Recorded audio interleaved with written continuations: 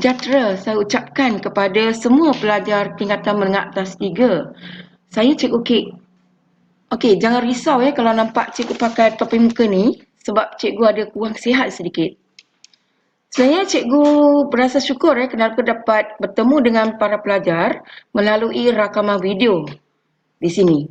Okey. Dan cikgu ada beberapa peringatan mesra yang hendak sampaikan kepada para pelajar ya.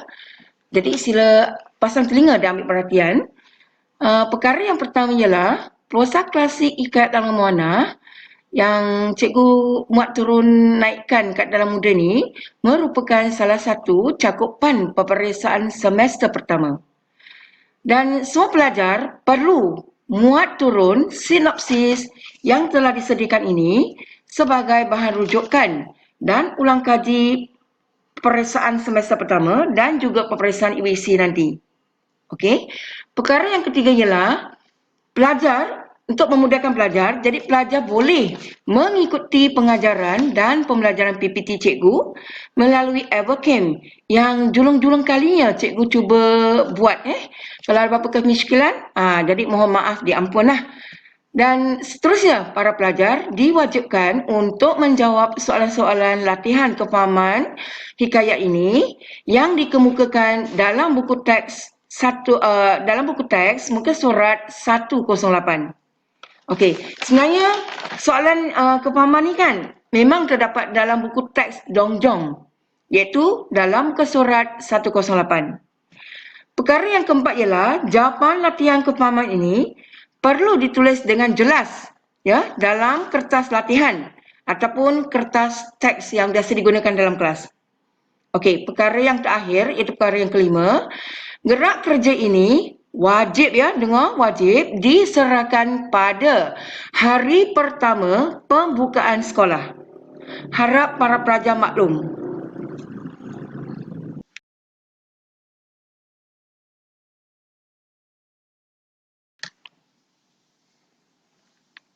Untuk memudahkan pelajar lebih memahami perjalanan cerita, jadi ada baiknya cikgu menerangkan serba sedikit intipati cerita secara ringkas. Dan sebelum tu, cikgu akan menerangkan tema cerita ini. Okey. Prosa klasik ikat dalam mewarna ni mengisahkan percintaan dan kehebatan seorang anak raja dalam usaha mencapai cita-cita.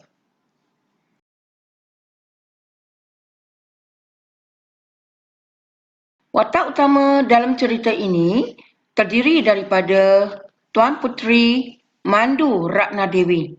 Jadi yang Ayu ni Jadi yang sebelah ni, yang si handsome ini ialah Raja Indra Bubanya. Dan kat tangannya ada seekor barian. Sebab sekarang raja ini akan menjermakan diri. Menjermakan diri itu dalam bahasa Cina itu ialah Pian Sen Wei, Hua Sen Wei. Menjadikan diri sebagai seekor barian untuk mendekati Tuan Puteri. Pendek kata, dalam cerita ini, Raja Indra Bumayan akan menjadi bayan. Bayan itu ialah putera dan putera itu sebenarnya ialah bayan juga dalam cerita.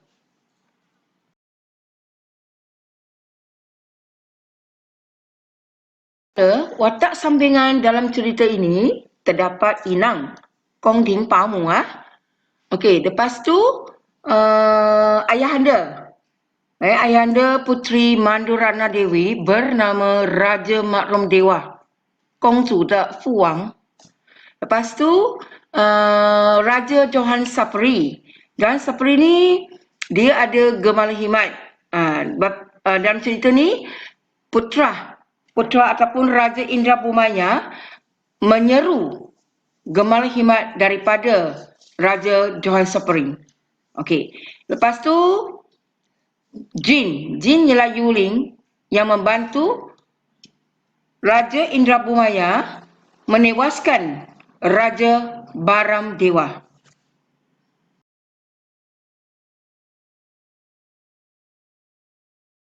Okey, para pelajar, jadi sekarang cikgu cuba terangkan permulaan cerita, iaitu Inang bersama dengan Tuan Puteri Mandu Ratna Dewa bermimpi Dan mimpi mereka tu sama, iaitu mereka mimpi Tuan Puteri diselimut oleh bunga yang telah digubah. Dan Dayang tu masuk kong ni lah. Dalam istana tu juga memberitahu Tuan Puteri bahawa mimpi itu menunjukkan ataupun menandakan Tuan Puteri akan bersuami, iaitu dapat jodoh lah, akan berkahwin lah. Jadi Tuan Puteri pun berasa tersenyum juga dan sambil bergurau dengan mereka. Dan seperti biasa kan, Tuan Puteri akan mengajak ataupun mencadangkan kepada inang supaya mereka pergi ke taman untuk mandi. Keesok harinya, jadi Tuan Puteri pun bersama-sama dengan Dayang pergi ke taman. Dan kebetulan penunggu Sahu sana dalam tasik tu, tasik Sahu, nampak Tuan Puteri. Jadi dia pun suruh Raja Indrabubanya supaya sembunyi di tempat yang kata sunyi, yang tidak diketahui orang. Dan Tuan Puteri memanggil nenek penunggu apabila tiba di sana. Ketika Tuan Puteri sedang berbedak, orang kata macam kalau zaman sekarang tu ialah bersabun lah. Jadi bubuhkan sabun pada badan dan cuci badan tu kan bersama dengan dayang-dayang. Dan segala perbuatan tersebut ini telah pun diperhatikan oleh Raja Indrabubanya, sehingga Raja menimbulkan rasa cinta terhadap Puteri. Cerita yang seterusnya ialah ketika Tuan Puteri itu sedang mandi, jadi Raja Indrabubanya dia pun mendekati kolam tu tanpa diketahui oleh sesiapa, dan dia bersembunyi ataupun berlindung di sebalik pokok kemunting. Ketika itu juga dia menjermakan diri ataupun menjadikan diri sebagai burung bayan. Yang sangat cantik, yang sangat indah rupanya. Dan keistimewanya ialah burung ini mempunyai mata yang diperbuat daripada intan, Tuan Seda Yenjing, dan bulunya puspa ragam, dan kakinya daripada emas, Cingsa Deca. Lepas tu bayan ni kan dia hinggap pada pokok kemunting sambil mengeluarkan bunyi yang sangat merdu. Dan seperti biasalah, ini akan memikat perhatian Tuan Puteri. Apabila Tuan Puteri ternampak burung bayan tu kan, jadi dia pun suruh inang-inang menangkapnya. Tapi kan burung bayan ini dia terus terbang ke kemunting, ke puncak pokok kemunting. Tahu sudah susah. Jadi semua inang tu tak dapat menangkapnya. Jadi Dayang memberitahu bahawa burung bayan itu mungkin hanya boleh ditangkap oleh Tuan Puteri sendiri. Jadi ketika Tuan Puteri hendak menangkap burung itu, burung bayan itu sendiri telah hinggap di atas tangan Puteri. Jadi Tuan Puteri berasa sangat gembira. Selepas mandi, Tuan Puteri pun pulanglah ke rumah nenek. Jadi Tuan Puteri ni kan, dia sangat gembira apabila nampak burung bayan itu berpantun. Jadi dia pun bertanya tentang asal-usul burung bayan itu. Jadi burung bayan itu memberitahu bahawa dia datang dari sebuah negeri yang sangat besar dan nama negerinya ialah Negeri Lela Gambar. Negeri itu dari daerah matahari hidup, iaitu dari timur lah. Dari Tongfang Tiga Kojia. Dan rajanya, ada seorang anak raja di situ, di negeri itu bernama Raja Indrabubanya. Dan rupanya sangat elok, dia sangat berbudi bahasa dan bijaksana. Dengan penerangan bayan itu, Tuan Puteri juga hendak ataupun ingin mengetahui cerita tentang Raja Indrabubanya. Dengan selanjutnya. Jadi bayan pun ceritakanlah bahawa raja, iaitu Raja Indrabubanya, hendak pergi berjumpa dengan Seri Maharaja Sakti. Dan dia akan bertemu dengan Tuan Puteri Chandra Lela Nur Lela. Tetapi mereka telah berlaku perselisihan faham dengan Raja Johan Sapri. Johan Sapri ni dalam cerita ni dia setakat watak sampingan saja. Dia 只是个配角哈。Dan dia sebenarnya ialah tunang kepada Tuan Puteri Candralela Nurlela. 这只是故事的一个小细节。OK， OK， setelah Puteri mendengar cerita tu, jadi Tuan Puteri pun nak tahu adakah Raja Indah Purubanya ini akan datang atau tidak ke situ. Okey. So, Puteri kan bertanya sama ada Raja Indah Purba akan datang atau tidak ke situ. Ke situ di sini ialah tempat tinggal Puteri lah. Jadi Bayan ni pun mengagak bahawa tuannya akan datang ke tempat tinggal Puteri ni. Mengagak ni ialah cai ce de yi.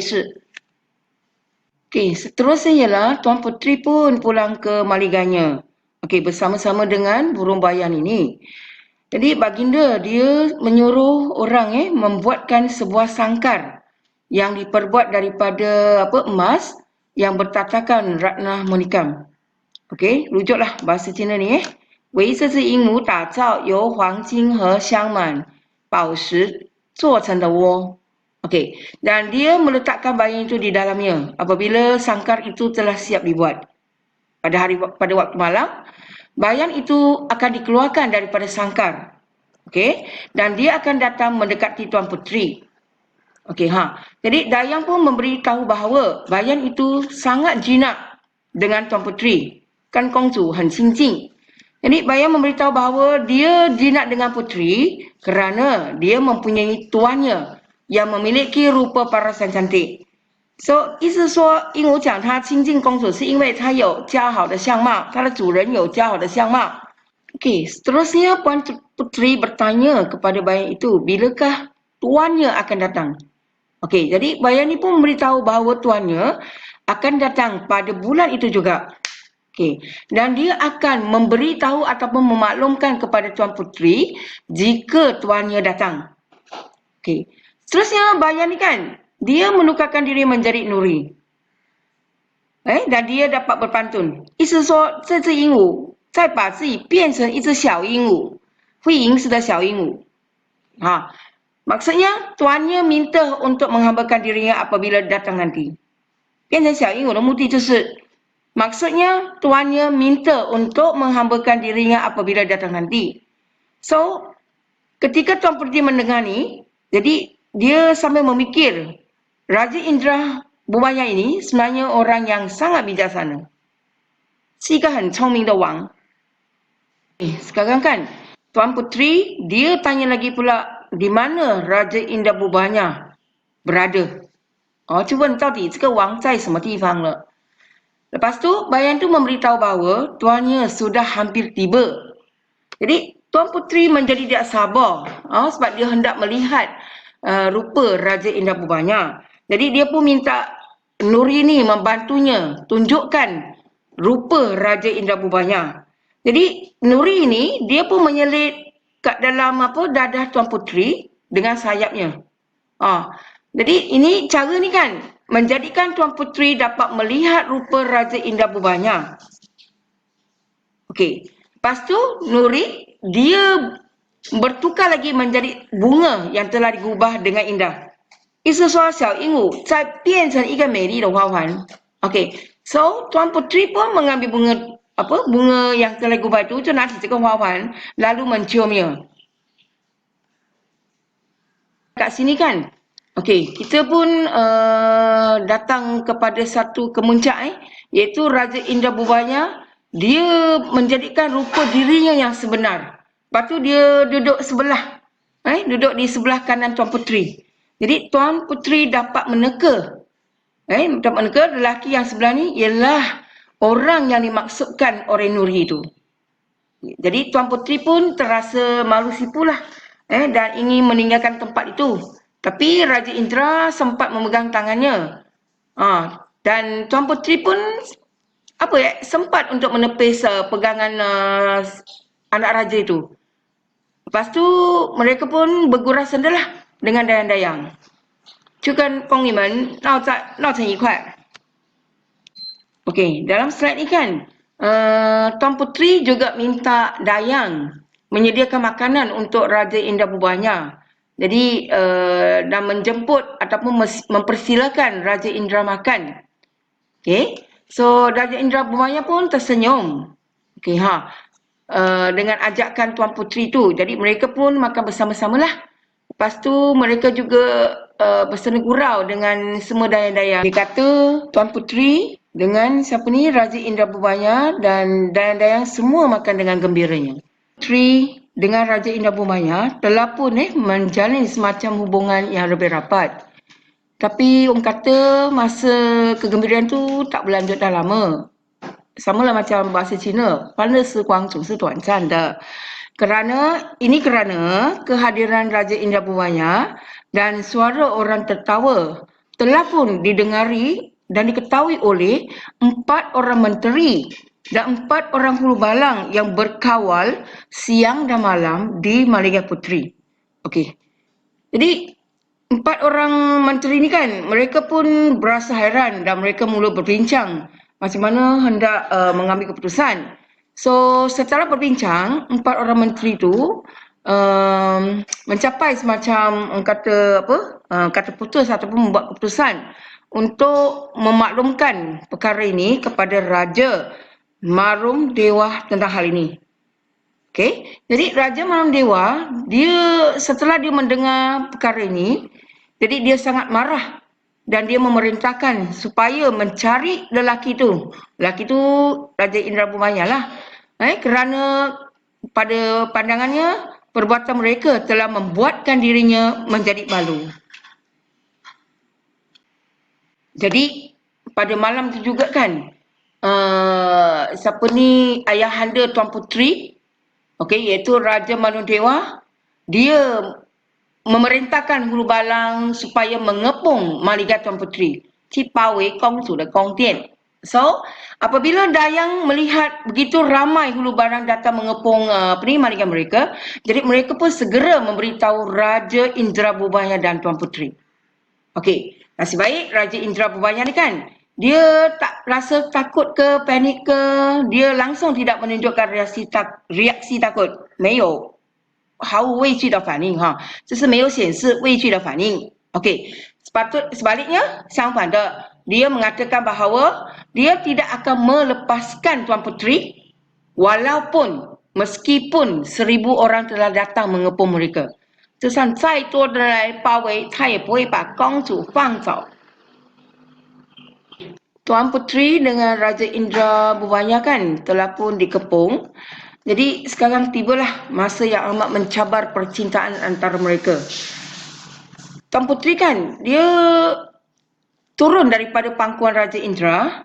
Dia hendak beredar daripada situ. Tapi kan, dia dihalang oleh Raja Indra. Jadi Raja Indra ingin mengetahui sama ada Tuan Puteri ingin melihat kematiannya atau tidak. Kerana dia telah menganggap Tuan Puteri sebagai nyawanya.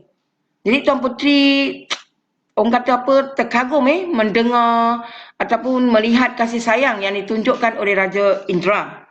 Jadi baginda pun memikirkan bahawa baginda di sini ialah Tuan Puteri memikirkan bahawa jika Raja Indra mati, dia rasa dia hidup pun tiada bermakna lagi. Jadi siapa ni Raja Indra Bumaya ni, dia pun berikhtiarlah. Jadi memikirkan pelbagai cara yang boleh digunakannya untuk menghalang Tuan Puteri daripada meninggalkannya.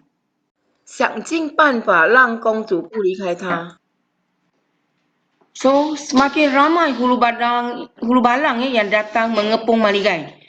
So, Raja Indra Bumaya ni, dia terpaksa memuja geliga daripada Raja Dewan Saperi. 意思说，他就开始向那个魔石祈求 祷告 semasa dia membuat demikian, semasa dia memuja geliga daripada Raja Dewan Saperi itu, jadi keluarlah 4 jin 4 jin 现出4个幽灵 yang lengkap bersenjata. Jin yang berlengkap dengan senjata, 背有武器的那个幽灵. So Raja Indra Putra menyeru 请求这些 jin 们 supaya jin itu menyerang Raja Marum Dewa, tapi dengan syarat jangan membunuh Raja Marum Dewa. Sekarang kan kedua-dua pihak iaitu Raja Marum Dewa dan pihak Raja Indrabubaya sedang berperang dengan hebatnya. Dan setelah berperang ni, ramai rakyat Raja Marudewa telah pun melarikan diri. Dan ada juga yang telah dapat ditangkap lah. Jadi Hulu Balang yang berjaya melarikan diri itu, mereka telah pergi berjumpa ataupun menghadap baginda, iaitu Raja Marundewa, untuk memberitahu ataupun untuk memaklum kepada Raja Marundewa bahawa Raja Indrabubaya belum mati. Jadi setelah mendengar berita ni, Raja Marundewa menjadi sangat marah.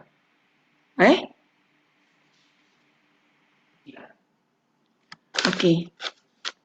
Jadi baginda Manudewa kan, dia sangat marah lah, sangat murka. Jadi tindakan selanjutnya ialah dia mengumpul seluruh rakyat dan memerintahkan supaya menangkap Raja Indrabubaya dengan segera. Okey. Jadi semasa Raja Indrabubaya tiba ataupun datang ke Maliga Tuan Puteri, dia pun memujuk Tuan Puteri supaya tidak menangis dan berani ataupun tidak takut untuk menghadapi tentera ayahandanya. Dan Raja Indrabubaya pun beritahu bahawa dia mahu mati seorang diri. Tetapi Tuan Puteri juga mahu mati jika Raja Indra telah mati. Jadi ini kita teringatkan satu dialog romantik yang terdapat dalam cerita Titanic tu kan. You jump, I jump. Okey, sampai puncak klimaks cerita ni kan. Ada aku sudah kau tahu Raja Indrabubaya dia memuja Gemala Hikmat. Okey, Gemala Hikmat 就是那个魔石哈. Okey, jadi setelah dia memuja tu, jadi keluarlah jin 4000. 4000个幽灵就出来哈. Sebelum tu 4 saja, 4个, 现在是4000个. So Raja Indrabubaya dia menyeru supaya supaya 4000 jin-jin tu berperang dengan rakyat Raja Marundewa. Jadi hebatlah. Peperangan ni sangat hebat dan menyebabkan banyak nyawa yang tidak berdosa pun terkorban. 造成很多死亡伤亡. Okay. So dalam peperangan ini juga banyaklah darah yang tumpah ke bumi. Okey, darah rakyat yang mengalir ke tanah juga telah menjadi tasik. 人民的血流到地面，变成了湖。Inilah sinopsis cerita hikayat Langang Buana yang telah cikgu cuba buat melalui cara Evercam ini. Pelajar juga boleh memuat turunkan semua lampiran yang telah cikgu lampirkan sebagai slide dalam PPT ini, dan pelajar boleh manfaatkannya sebagai bahan rujukan ataupun ulang kaji sebab dia akan uji dalam peperiksaan semester pertama dan juga peperiksaan UEC Kangang nanti. Okey. Jadi dan jangan lupa untuk menjawab 5 soalan yang terdapat dalam buku teks 100 muka surat 108 tu. 5 soalan ni juga cikgu telah type semula kan dalam slide PPT. Jadi pelajar boleh rujuk dan cuba menjawabnya. Okey. Okeylah, setakat ni saja buat kali ni. Jadi lapang hiburan, kita berjumpa lagi untuk bahagian tata bahasa. Bye.